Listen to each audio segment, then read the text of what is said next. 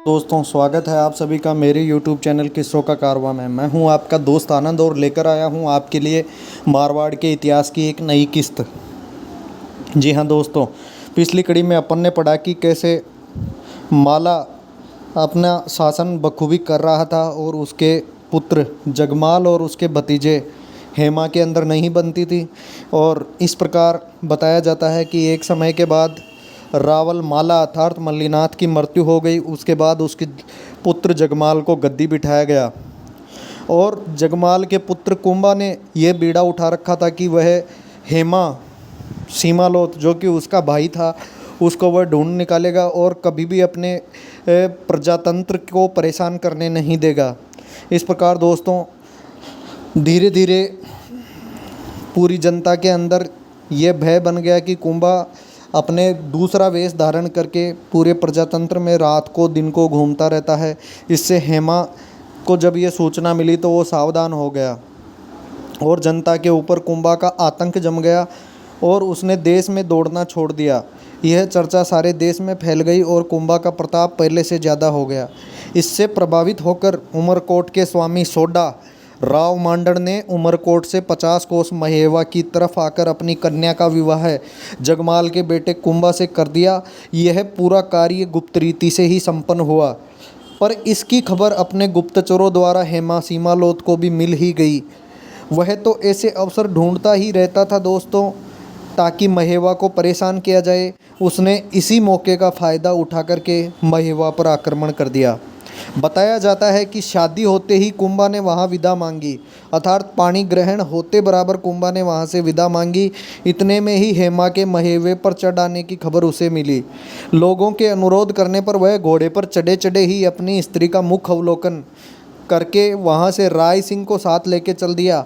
जी हाँ दोस्तों, ये राय सिंह सोडा राव का पुत्र था, अर्थात कुंभा का साला था। ये दोनों जने वहाँ से निकल गए, सीधे महेवे की तरफ न जा कर के ये घूघरोट की तरफ बढ़े। घूघरोट की तरफ बढ़े तो रास्ते के अंदर हेमा के घर जाने की खबर उन्हें एक पनियारी ने दी। पनियारी ने बताया कि इधर से हेमा निकल चुका। 2 कोस तक पैदल आगे बढ़ने पर हेमा से कुंभा की मुठभेड़ हुई। हेमा ने कहा कि अपन दोनों ही लड़ेंगे, तीसरा कोई बीच में न आ पाए, दोनों द्वंद्व युद्ध लड़ेंगे। इस पर कुंभा घोड़े से उतर गया। राय सिंह ने कुंभा को खूब मना किया लेकिन कुंभा माना नहीं। आखिर वो तो पहले से ही खार खा रखा था और उसने पूरे प्रजातंत्र में बीड़ा उठा रखा था, पूरे राठौड़ साम्राज्य में बीड़ा उठा रखा था कि हेमा जो राठौड़ों के साम्राज्य को परेशान करता है उसको एक दिन सबक कुंभा ही सिखाएगा। और सिखाए भी क्यों न दोस्तों, ये उसी जगमाल का बेटा था जिस जगमाल की सेना में बताया जाता है कि भूत लड़े थे। जी हाँ दोस्तों, वो किस्सा भी एक दिन मैं आपको किस्से इतिहास के प्लेलिस्ट के अंदर मिल जाएगा, वो सुनाऊंगा मैं आपको। बताया जाता है कि इसके बाद जब दोनों जने नीचे उतर गए, कुंभा ने आपस में तलवार लेके एक के ऊपर एक वार करने लगे। हेमा ने कहा कि पहले तू वार कर क्योंकि तू मुझसे बड़ा है। कुंभा ने उत्तर दिया कि उम्र में भले ही बड़ा हो पर पद में बड़ा मैं ही हूँ। फलतः हेमा ने पहला वार किया जिसके कारण कुंभा की खोपड़ी और कान कट गए। फिर कुंभा ने वार करके हेमा के 2 टुकड़े कर दिए। उसके गिरते ही धरती पे गिरते ही कुंभा ने अपनी कटार उसके हृदय में फिर से भोंक दी। इस प्रकार कुछ ही क्षण बाद प्राण निकल गए दोनों के। हेमा जगमाल के वहाँ पहुँचने पर मरा। कुंभा की स्त्री सोडी कुंभा के साथ सती हुई। हेमा के पुत्र को जगमाल ने अपने पास रख लिया। जी हाँ दोस्तों, ऐसा वृत्तांत था दोनों की लड़ाई का। और ये सब वृत्तांत अपने को पता चला है जोधपुर राज्य का इतिहास, जो कि पंडित गौरीशंकर हीराचंद ओझा के द्वारा लिखा गया है। उसके प्रथम खंड से अपने को ये मारवाड़ के इतिहास की सारी बातें पता चल रही है।